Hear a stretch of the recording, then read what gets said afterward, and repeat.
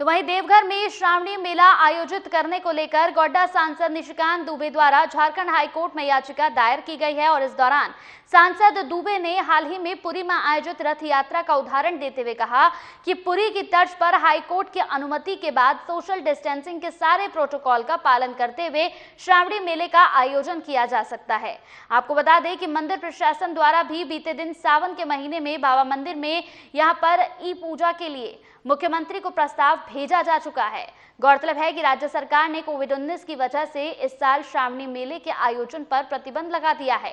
श्रावणी मेले से देवघर के पांडा समुदाय और वहां के छोटे बड़े हजारों व्यापारियों की रोजी रोटी चलती है।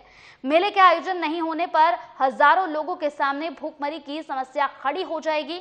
ये लोग पूरे साल इस मेले के आयोजन का इंतजार करते हैं, लेकिन अब सरकार की तरफ से इस पर रोक लगा दिया गया है और रोक लगाने के बाद अब यहाँ पर लोगों के सामने परेशानियां खड़ी हो गई हैं। तो जेएमएम के प्रवक्ता मनोज पांडे हमारे साथ इस पूरी खबर पर जुड़ चुके हैं। मनोज जी, मेरा सवाल आपसे यह है कि जिस तरीके से यहाँ पर पुरी में रथ यात्रा की अनुमति मिल गई है, क्या उसी तरीके से यहाँ पर मेले को आयोजन करने की अनुमति दी जानी चाहिए? क्योंकि गोड्डा के जो सांसद हैं उन्होंने याचिका डाली है इस पर। देखिए, जो भी याचिका डाली गई है वो मुझे लगता है कहीं ना कहीं राजनीति से प्रेरित है और जो माननीय सुप्रीम कोर्ट ने जो फैसला सुनाया जगन्नाथ रथ यात्रा पूरी के लिए, तो पूरी तरह से कर्फ्यू लगाकर कोई भी आम आदमी उसमें शिरकत नहीं कर पाया और जो एक परंपरा चली आ रही थी उस परंपरा का निर्वहन करने के लिए वैसा आदेश दिया गया। लेकिन यहाँ बात है कि जो लाखों की संख्या में लोग जलार्पण करने कांवरिये आते हैं, उनको परमिशन कैसे दिया जा सकता है संक्रमण के इस कठिन काल में, जब पूरी तरह से केंद्र सरकार का निर्देश भी है, सभी धार्मिक स्थानें पूरी तरह से उनके कपाट बंद हैं। ऐसे में इतने बड़े आयोजन को मंजूरी देना मेरे ख्याल से फिर से कोरोना को निमंत्रण देने के बराबर होगा। तो ये यानी मनोज जी, यानी कि जो ये पूरी याचिका उनकी तरफ से दायर की गई है, उनका ये कहना है कि जिस तरीके से पुरी में आज्ञा दी गई है, अनुमति दी गई है कि वहां रथ यात्रा निकल सकती है, तो उसी की तर्ज पर यहाँ पर इस मेले को आयोजन करने के लिए भी अनुमति मिलनी चाहिए, क्योंकि जो छोटे व्यापारी हैं उनके सामने रोजी रोटी का संकट खड़ा हो सकता है। नहीं, रोजी रोटी के संकट के लिए हम पूरे झारखंड को फिर से कोरोना की आग में नहीं झोंक सकते।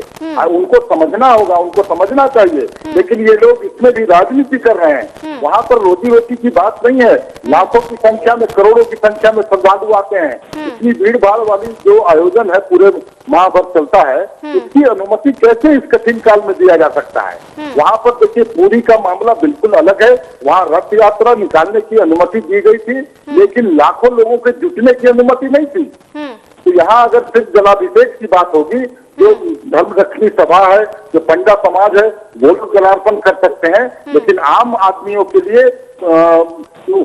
देवघर का मंदिर का कपाट खोलना और वो आयोजन होने देना, मुझे लगता है एक संकट को न्योता देने के बराबर होगा। तो आप इस याचिका को किस नजरिए से देखते हैं मनोज पांडे?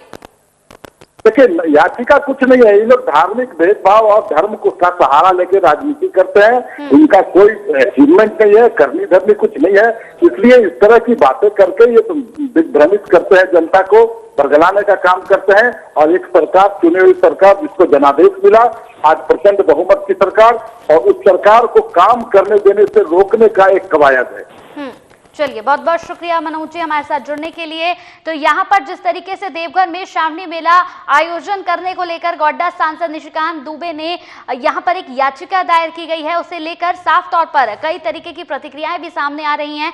उनका साफ तौर पर यह कहना है कि जिस तरीके से पुरी में रथ यात्रा की अनुमति दी गई है, ठीक उसी तरीके से यहाँ पर मेले को आयोजन करने की अनुमति भी कोर्ट की तरफ से दी जानी चाहिए, क्योंकि जो छोटे व्यापारी हैं उनको कहीं ना कहीं इस मेले का इंतजार रहता है, क्योंकि इस मेले से उनकी रोजी रोटी जुड़ी हुई है। लेकिन कई तरह की प्रतिक्रिया इसमें सामने आ रही है। लोगों का ये भी कहना है, विपक्ष का ये भी कहना है कि जिस तरीके से यहाँ पर कोरोना चल रहा है, जिस तरीके से कोरोना यहाँ पर फैला हुआ है, उसे लेकर वो एक रोजी रोटी के संकट को लेकर कोरोना को बढ़ावा नहीं दे सकते हैं। तो कई तरीके की प्रतिक्रिया इस पूरे मामले पर सामने आ रही है।